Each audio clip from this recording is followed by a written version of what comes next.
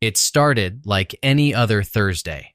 Fourth period had settled over Eisenberg High like a fog, thick, slow, and filled with the quiet hum of disengaged teenagers. In room 204, the calculus classroom, the atmosphere was especially stale. Fluorescent lights flickered faintly above rows of slouched students, their attention divided between half-hidden phones and the ticking clock. Mr. Braddock, the teacher, stood at the front, scribbling an equation across the whiteboard.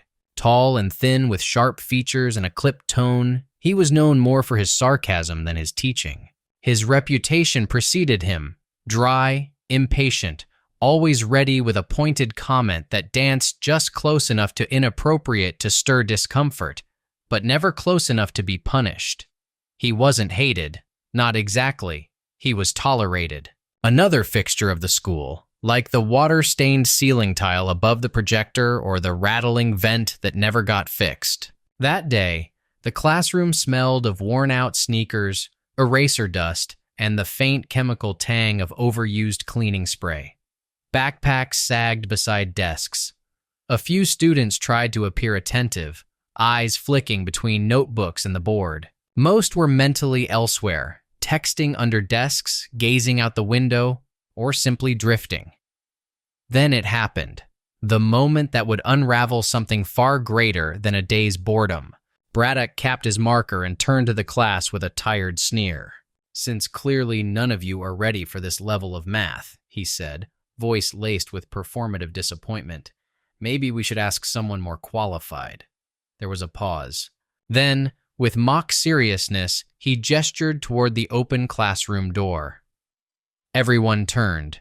There, pushing a mop bucket just outside the hallway, was the janitor. He was a tall man, middle-aged, perhaps older, with broad shoulders and a stoic posture. His uniform, deep navy and patched at the elbow, was clean but worn. His boots creaked faintly as he moved. In one hand, he held a mop handle with the ease of long practice. His skin was dark and his face unreadable. "Hey, sir," Braddock called, with just enough theatrical volume to draw a few chuckles. "Care to give this one a shot? Might be more your speed." The class laughed, hesitant at first, then louder. A few students exchanged smirks. One or two looked away, uncomfortable but unsure why. The janitor stopped. He looked up, meeting the teacher's gaze. He said nothing. Then, with no sign of hesitation, he stepped into the classroom. The laughter dimmed. He walked to the board slowly, without looking at anyone, the way someone walks into a room they've cleaned 100 times, but never been asked to stand in. Students shifted in their chairs. Phones slipped onto desks. A hush fell. He picked up the marker Mr. Braddock had dropped, and without a word, he began writing. No fanfare, no nervous glance, just numbers, symbols, fluid motion. The room was so silent that the soft squeak of the marker on the board felt thunderous. He worked with confidence, precision, no erasing, no pausing to second guess. Step by step, he broke down the calculus problem with a clarity no one in that room had expected. Even Braddock stood frozen. 5 minutes passed, then 10. When he capped the marker, the board was full. Neatly spaced equations, boxed answers, annotated explanations. And then he turned around, still silent. He handed the marker back to Braddock and walked out. The mop bucket waited for him in the hallway. For a long moment, no one moved. Then a voice near the back whispered, "Did that just happen?" It did, and from that moment forward, the students didn't see the janitor the same way. Neither did the staff. And Braddock? He didn't make jokes for a while. After that day in the classroom, everything changed. The students didn't just look at him anymore, they saw him. And it wasn't just curiosity lighting their faces now, it was something deeper, something quieter, respect maybe. Or was it shame? Regret? A desire to rewrite something they hadn't realized they got wrong. He noticed it most in the silence, the way their eyes followed him through the halls, the way they stepped aside with more awareness, the way their laughter changed, less sharp, less careless when he was nearby. The jokes didn't land the same anymore. Not after what they'd seen. But he didn't let it change him. At least, not outwardly. He still arrived at 5:30 a.m. every morning, still filled the mop buckets, restocked the paper towels, checked the boiler pressure like clockwork. Still wore the same patched uniform, the same black boots with soles worn thin by years of quiet steps down empty halls. Until one afternoon, the principal called him in. It was unexpected. Principal Everett had always been polite in that vague administrative way. Nods in hallways, clipped good mornings without eye contact. But that day, his voice over the intercom was personal. "Lamar, if you have a minute, could you stop by my office?" Lamar wiped his hands on his rag, tucked his gloves into his back pocket, and made his way down the main corridor. His uniform was still damp from cleaning under the cafeteria sinks. He removed his cap as he entered the front office, out of habit, out of respect. Everett looked up from his desk and stood.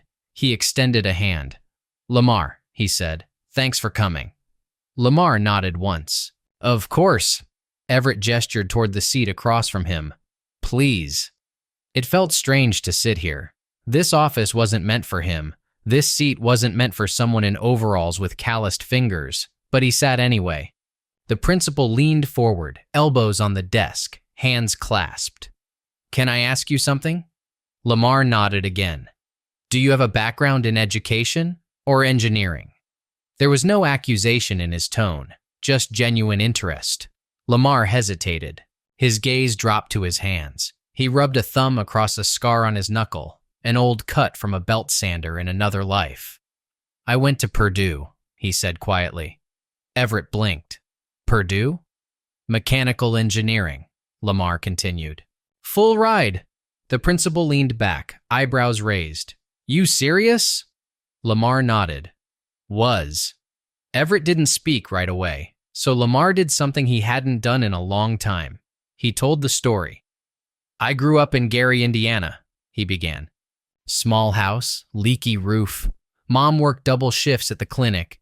Dad ran a shop, fixing appliances, anything he could patch back together with wire and spit. I used to sit with him after school, just watching. He let me take things apart, even when I couldn't put them back. Told me I had a brain for puzzles." Lamar smiled faintly, lost in memory. "By the time I was 12, I could rebuild a carburetor blindfolded. Couldn't stop tinkering. Motors, pulleys, clock gears, anything that moved. I loved it. Still do." Everett listened without interruption. Lamar shrugged. "Got into Purdue on a scholarship, graduated top 5%, had plans. Interned at a firm in Chicago. Thought I was on my way." Everett leaned in slightly. "What happened?" Lamar's jaw tightened. "Life." He said it like a weight, a whole history packed into one word. "There was an accident," he continued. "Not mine, my sister, hit by a drunk driver. Hospital bills piled up. Insurance didn't cover it all. I left the job to come home. Took care of her, my mom. Jobs dried up. Resume got dusty. Skills faded. But people always need janitors." Silence filled the office. "But I never stopped solving problems," Lamar added. "Just different ones." Everett looked at him for a long time. Then finally he said, "I think you're solving more than you realize." And Lamar? He just nodded, because he already knew. Lamar didn't expect an audience. He was just passing through the corridor between the library and the east stairwell, his usual 11:17 a.m. route to check the boiler readouts, when he noticed 3 students sitting cross-legged on the floor beneath a faded anti-vaping poster. One had a calculus book open, the pages worn and dog-eared, a particular equation circled in pink highlighter. They looked up as he approached. "Hey, Mr. Dorsey," said Wes, a lanky junior with wireframe glasses and a twitchy leg. "Would you mind going through this with us?" Lamar paused.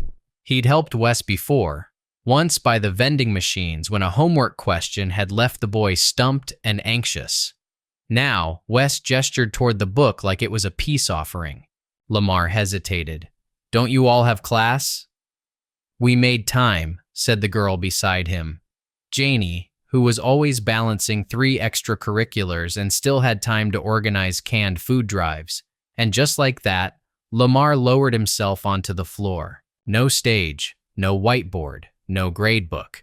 Just 4 people in a hallway lined with lockers, outdated science fair posters, and flickering fluorescent lights. He sat cross-legged and leaned over the book, scanning the equation. It was a multivariable function, buried in a matrix of parentheses and exponents. "All right," he said, tapping the paper gently. "Let's break it down." He didn't lecture. He didn't recite formulas. He asked questions. Paused to let them think. When someone got something wrong, he didn't correct them. He guided, coaxing the answers out, like unlocking a combination only they had the code to. It was quiet. It wasn't flashy, but it was real. Down the hall, someone saw them. A student, maybe 2. One of them pulled out a phone, filmed a short clip. No one asked Lamar's permission. He wouldn't have liked that. But the video was respectful, candid. Just a janitor, except not just a janitor, sitting on a linoleum floor in uniform, walking students through a calculus problem with more patience and clarity than most classrooms saw in a week. Elsewhere in the building, Principal Everett was on a call with the district office. "Yes, that's right," he was saying, tone clipped but firm. "Lamar Dorsey. Been with us 6 years. A pause, listening. "No," he continued. "He's not faculty. He's a custodian." Another pause. "Well, I wouldn't call it unorthodox. I'd call it overlooked." Meanwhile, in the teacher's lounge, Mr. Braddock, yes, that Braddock, stared at an email from a parent. The subject line, "You need to see this." It included a link to the hallway video, already with a few thousand views. Braddock clicked it reluctantly, watched, said nothing, didn't laugh, just closed the laptop. Later that day, Lamar returned to the floor with the students, then the next day, and the next. It became a thing. Students started leaving Post-its near his closet with math problems on them. Others just waited in the hallway. By Friday, there were 7 kids, then 10, sitting cross-legged, notebooks open, pens scratching. Lamar brought snacks. He still cleaned every spill, still mopped every floor. But now, he also taught. It was never about recognition. When the idea first came up, to formalize Lamar's hallway sessions into a structured elective class, he listened politely. Principal Everett presented it like a gift, a reward wrapped in administrative language. "It wouldn't be for credit," Everett explained during their meeting, hands steepled over a folder marked proposal. "More like enrichment, a bridge between students and their confidence. We'd need to run it through the district, of course, and it would require oversight, evaluations." Lamar shook his head before the principal could finish. "I appreciate it," he said gently, "but I don't need a title." Everett looked at him, puzzled. "You'd be helping more students. You'd have your own room, materials, recognition." "That's not why I do it," Lamar replied. "And that's not why they come." He meant the students, the ones who sat in the hall every week, the ones who stayed late, not because they had to, but because they wanted to understand something they never thought they could. The ones who trusted him, not because he had a degree on the wall, but because he listened. "If you make it official," Lamar continued, "it becomes another obligation, another box to check. Right now, they're here because they choose to be, because it's theirs. I don't want to take that away from them." Everett leaned back in his chair. There was no rebuttal to that. "Then we'll support you however we can," he said. And they did. The school began supplying extra whiteboards, markers, and folding chairs. Custodians helped reserve the hallway space near the math wing each afternoon. Teachers sent struggling students Lamar's way, quietly, respectfully. The crowd grew. Some days it was 5 kids, some days 15. Some just sat and listened, afraid to speak up, until finally they did. Lamar never turned anyone away. He didn't grade, he didn't assign homework. He taught the way he lived, simple, honest, present. Word spread. not just within the school, but beyond it. A local reporter stopped by one spring afternoon, curious about the man in the jumpsuit teaching calculus outside room 212. Lamar gave a short interview. No dramatic story, no self-promotion, just truth. "I'm showing them what they already have inside," he said. "Sometimes it takes a little time to see it." The article was titled, "The Custodian Who Builds Confidence, One Equation at a Time." It went viral. Not because of flashy headlines, but because it resonated. It reminded people of something they had forgotten, that the best teachers don't always stand at the front of the room. Sometimes they sit beside you on a cold tile floor and say, "Let's figure it out together."